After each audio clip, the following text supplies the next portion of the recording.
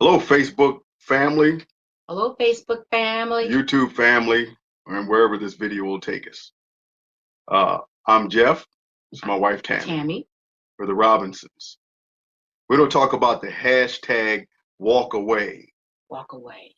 My wife, she introduced this campaign to me. I hadn't heard anything about it. I spent a fair amount of time on social media, and I saw a few things, but just didn't pay attention to it. And then one day she told me she was watching some videos and found this excellent hashtag walkaway campaign. So we want to tell our story. Just average Americans out there telling their story about their departure from the Democratic Party. And I'll let her go first, and then I'll come back with you. Well, let's see. It started when I was 18 years old. I was excited about voting. I was a senior in high school, and so it was a voting year.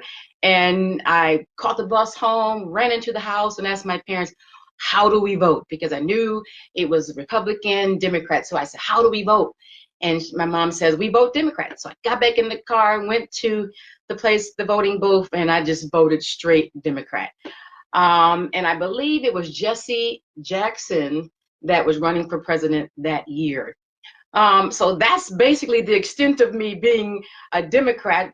Very short time for that, because based on my Christian beliefs, uh, causes me to be conservative, because what the Bible says and what I believe in, this helps me and propels me in how I vote. So you can kind of say I never was. Maybe it was a small walk away, I guess it was. But we've always been conservative because of our biblical beliefs. And I'm kind of excited about this walk away campaign that I stumbled upon, because we do want truth to prevail. We want truth on all levels: political truth, biblical truth, all truth. And so we are excited about it, and we're going to tell more people about it. And I think my husband said, "Well, let's do our own." So that is my walk away, or never was, and based on my conservative beliefs, because I believe that it lines up more with my Christian beliefs as well. So that's how I feel about it. And take it away, husband. It just, I think it's important. It's something that we were saying because we're Christians. We're Christians first. Our Christianity comes before our identity, our blackness, if you will. Sure. In America, they're just so color struck. It's either white or it's either black or brown and all of these things. Exactly. But our Christianity, our belief and faith in Jesus Christ is eternal. Our blackness is temporary. This is who we are. We're not ashamed of our blackness. We're not embarrassed about our blackness. Not at all. It comes down to melanin. It really is a silly argument, this whole racial thing. It comes down to melanin. All melanin is, when you put it under a microscope, is brown, it's tan. And so some people have more melanin and other people have less. And if you have no melanin, you're albino. This is a scientific proof. And then the Bible certainly tells us that out of one blood, in Acts chapter 17, Paul was talking to the smart folks in Athens, the philosophers, and he told them that out of one blood, out of one man, God made all nations to dwell upon the face of the earth. So this whole racial argument back and forth is ridiculous. Sad. But when I heard about the hashtag walkaway campaign, and she mentioned it, she said, well, let's tell our story. And I said, well, I tell my story. I said, I would change the name of the campaign. It would be the hashtag never was, because I never was a Democrat. Obviously, many of the members of my family are Democrats. Sure. But even as a young man, I grew up and I just knew when Jimmy Carter ran for president, it's like, there's something about that guy. Just don't. And of course, I'm going from a totally uninformed position. Sure. Yes, I was going by my gut. A lot of people do that nowadays, Sure. And even as a young man, I thought, just something about that Jimmy Carter that I don't like. I used to watch him on TV and hear some of the things he said and his policies. I didn't agree with him. And when Ronald Reagan ran for president, I just thought that there's something, I like what he's saying. I like what I'm hearing. It's matching my beliefs, Right. my core values. Right. We were listening to another hashtag walkaway video, and an individual was talking about his core values. It's not about the Democratic Party or the Republican Party. Mm-hmm. It's about core values. Absolutely. And if you have core values, whichever party is closer aligned to those values, that's naturally who you're going to go with. So as a young man, I didn't pay too much attention to politics, in high school. once when I graduated when I was 18 in 1979. That's a long time ago, isn't Yeah, it? it is. Not that No, long. it's Anyway, I wasn't too much paying attention to politics, but I voted for Reagan in his second term. And by 1984, I was more aware of politics, started paying attention, and Ronald Reagan was the first president that I voted for. I registered as a Republican, and I've been a registered Republican ever right, since. right, So I've never been a Democrat because I never agreed with their views. What shapes my views are, again, the Bible, right. biblical views, our views, Mhm. biblical views. But then also, they did a strange thing to me when I was in elementary school. They taught me how to read. It's a dangerous, Really? it's a Oh dangerous thing to man. teach someone how to read. Ooh. And so when I was younger, I didn't necessarily like reading. I skipped all my book reports in school and didn't want to do it. But as I grow older, I regretted that because you can learn a lot by just reading. Absolutely. So I began to do research. I began to study. I'm just that kind of individual. I do that with the Bible. I read the Bible. I read the books of the History. theologians. I read history, science. And so I read, and I just started to do my own research on the Republican and the Democratic Party. Exactly. After a while, and I've read their platforms. You know, all political parties have platforms. You have the Communist Party USA; they have a platform, but unfortunately, 95% of their platform matches the Democratic platform. So I read the Democratic platform, I read the Republican platform, I read the Constitution Party platform, I read history, I read the Constitution, and all of those things. And I come to find that I have more in common with the Republican Party: conservatism, capitalism, Patriotism. patriotism. We love this. We love our Family. country, family. Yes. This is the greatest nation on the face It of the is. earth. Yes. We all have our problems. Yes. As Christians, we believe the Bible teaches that all of us are sinners. Yes. The Bible teaches that there is none good, no, not one. So all of us are flawed. All of us have problems. And this country is made up of individuals, and individuals have problems. Yes. But this country is the greatest country on the face of the earth with its constitutions. We're a nation of laws. We're not a nation of, the founders didn't give us a democracy. They guaranteed us a republic. So we're a nation of laws. The Constitution is not a racist document. No. And so I started to study and research. I looked at the Democratic Party and their foundings under Andrew Jackson in the 1820s. And then I looked at the Republican Party and its foundings, founded by freed slave and also white abolitionists who were against slavery. The Democratic Party was in favor of slavery.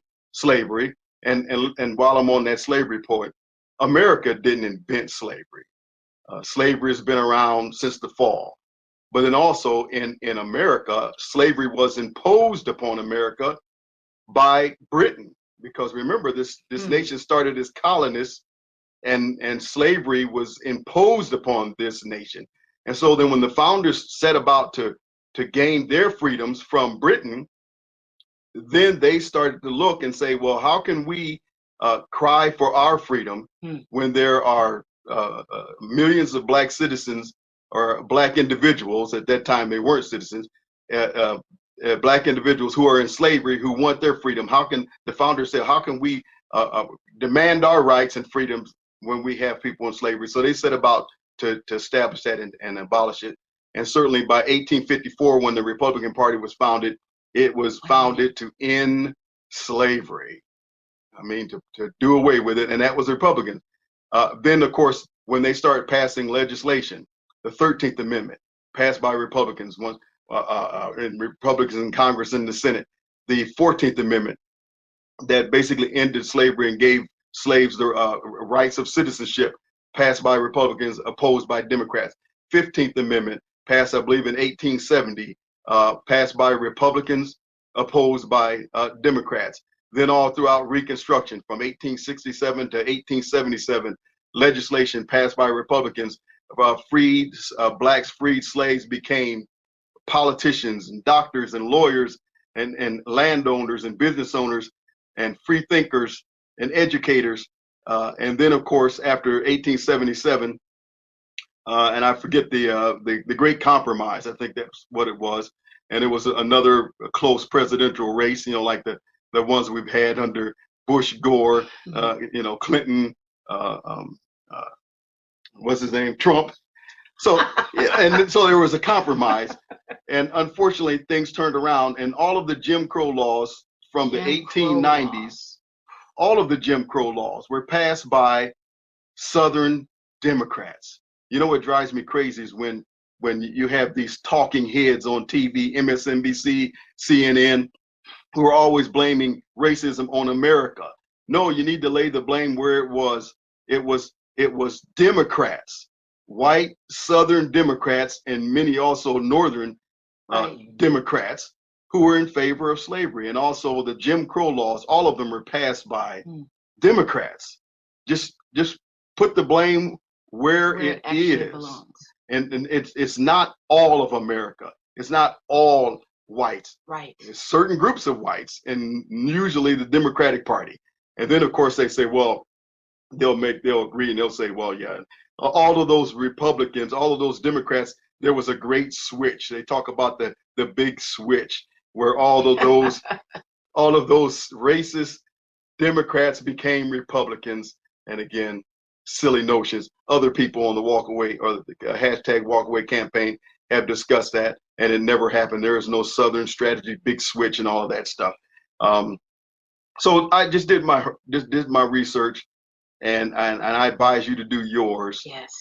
Take time to do research. I never was a Democrat, and you don't even have to go back to the 1960s and 70s and before that, in the Jim Crows, during from 1890 all the way up to 1964 Civil Rights Act and 1965 Voting Rights Act. You don't have to go that far. You can look and see what the Democrats are doing today. Exactly. The Democrats with their Antifa, who oppose and come against blacks. Candace Owens was just assaulted. Candace Owens and her associate, I think Charles, I forget Charles' last name, they were attacked in Philadelphia and many other areas where the Antifa and Democrats in the past, the Democrats, they had war on the blacks during slavery and Jim Crow. Now Democrats have war against Christians. They don't want Christians to have their Christian beliefs and views. They have a war against the womb, children in the womb, with abortion. They have a war against First Amendment rights, because it seems like the Democratic Party feel like they're the only ones who have a right to speak. But if you're black and conservative, or if you're gay and conservative, if you're another so-called minority group and conservative, you don't have a right to speak. But the Democrats can voice their views and opinions. So the Democratic Party has been, we believe, and I think during my research, has been a problem in America since their foundings. And I'm glad, my wife and I are glad, it's a prayer answered, that more and more people are waking up and turning away from the Democratic Party. You don't have to become a Republican. Again, there's independents out there. There's a Constitution Party. As a matter of fact, we didn't vote for Trump. Vote for Donald Trump. Because initially I didn't think he was conservative enough. He was a Democrat. His own children couldn't vote for him in the primary because they were still registered Democrats. So I thought, he's not conservative. I was thinking they were bringing him in to destroy the conservative movement. That's what we thought. But I like what Trump is doing now. And you know what? In 2020, we'll vote for him. So yes, we said it. And we'll vote for him. And I'll admit, I didn't vote for him in the beginning. I voted the Constitution Party. We did. Darrell Castle. So someone would say, you probably didn't even know what his name was. Yes, his name was Darrell Castle, Constitution Party. Because I read their platform, and their platform, I agree with their platform more than the Republican platform. But I'm a registered Republican and a conservative. I'm a conservative first, a Christian first, and I'm a conservative because of my research and study. And that's our story. That's our story. Anything else you want to add? No, I think this is good, and hopefully there'll be more videos coming from the Robinson front. And we do have much more things we want to share. And we're just hoping that we can dialogue and have discussion without hate. We can have a Yes. discussion without, oh, I'm going to unfriend you on Facebook, or I'm not Exactly. going to worship with you at church and get Yes. out of the choir. Yeah. You know, and it's just really sad that here's my thing. I'm very upset about how Christians are jumping on the secular bandwagon and are being hateful toward Trump or hateful toward conservative. We as Christians should not hate at all. Exactly. At all. We may not agree with something someone's doing or what is being said, but we really should not hate. And I see a lot of that on Facebook. So as Christians, we have a higher call. Yes. We can see from both ends of the table, or both ends. And so we should apply our biblical beliefs to what is going on in our world today. So I'm hoping that we can be on one accord on some of these things and show forth the love of God in our hearts and toward the world. Very good. And we'll certainly have more to say as time goes on. This won't be the last video, because I believe the Black conservative voice needs to get out. Yes. Al Sharpton doesn't speak for me. Not at all. Jesse Jackson, Dr. What's his name? Mark, whatever his name, Heal, whatever he comes on, Michael Dyson, and none of those people, Maxine Waters, certainly Louis Farrakhan, they do not speak for us. They are not the Black voice. Jay-Z and Beyonce are not the Black voice. We're not monolithic. We can speak for ourselves, and we thank you for listening. Bye. Bye. I just wanted to make a short video. We wanted to come back while it was fresh, make a short video, go on the record. We never voted for Barack Obama, because, again, many people just assume, well, you're Black, I bet you voted for Barack Obama. You laid your conservative card aside for a second because the first Black president of the United States, you can't pass up this. No, didn't agree with his views, his values. Didn't like his platform, didn't like his elitist attitude, didn't like his own personal views. And the mainstream media, they just celebrated him and talked him up. And we didn't agree with anything on his platform. And so we did not vote. In 2008, when he ran against John McCain, I think it was John McCain. I didn't vote for John McCain. No. We didn't vote for John McCain or Barack Obama. Again, we voted Constitution Party. And in 2012, when he ran against Mitt Romney was a nice enough fellow, but again, I didn't think he was a strong enough conservative. So didn't vote for Mitt Romney, voted Constitution Party. So again, it's unfortunately the last three presidential cycles, we voted Constitutional Party. So that lets you know that we're not just committed to the Republicans, we're committed to conservatism. So I just wanted to go on record. We did not vote for Barack Obama either time. Either time.